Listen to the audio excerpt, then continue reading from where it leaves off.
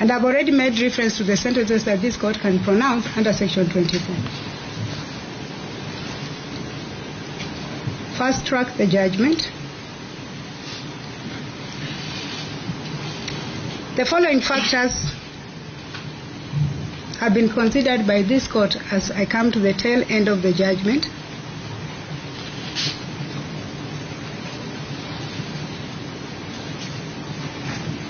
And there are only 3 sentences that are open to the court. A sentence for a term of years, life imprisonment, or death. The question that we all must ask is this: how many years, and what would be the basis for those years?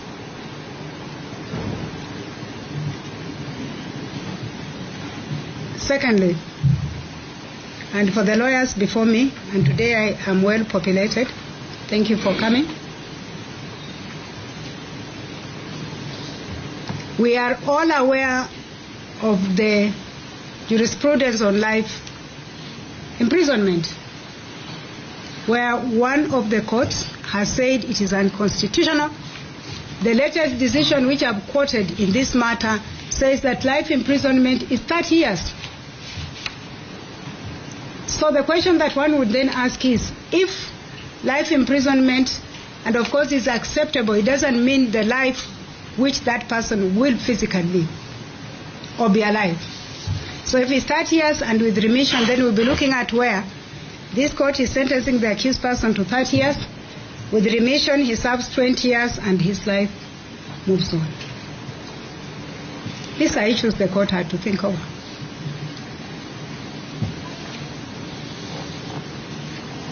I have, of course, taken into account issues of human rights. I've taken into account Article 26, that says a person's life should not just be deprived without good reason. I have made reference, and maybe I should then let you know, to the international instruments that speak, and I need to do this because it's important, to the preservation and the right to enhance an individual's human rights.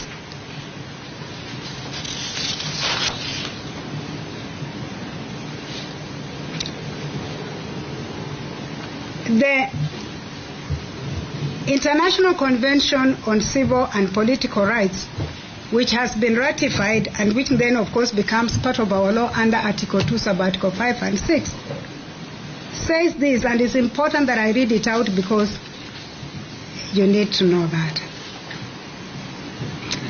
It starts by saying every human being has the right to life.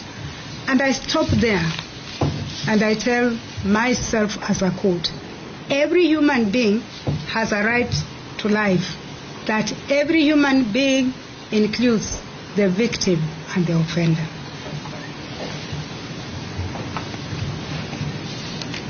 It then says this: this right shall be protected by law. No one shall be arbitrarily deprived of his life. Most of the time when we read these provisions, we speak to them as they relate to the offender. My understanding is they relate to both the offender and the victim.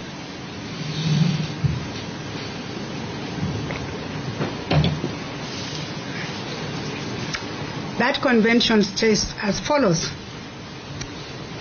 that in countries that have not abolished the death penalty, a sentence of death may be imposed only for the most serious crimes in accordance with the law in force at the time of the commission of the crime. So these international instruments that speak to human rights do recognize that there are exceptional circumstances when the death sentence may be inevitable.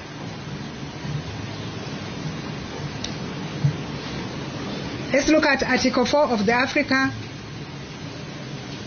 Charter on Human Rights, on Human and People's Rights, ratified on 23rd of January 1992. It provides that human beings are inviolable. Every human being shall be entitled to respect for his life. His, in my considered opinion, includes her life, and the integrity of his or her person. Again, it reiterates, no one may be arbitrarily deprived of this right.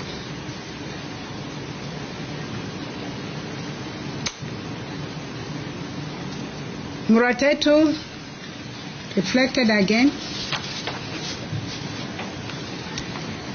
The Supreme Court says that you can indeed impose a death sentence for most serious offenses. Extremely grave.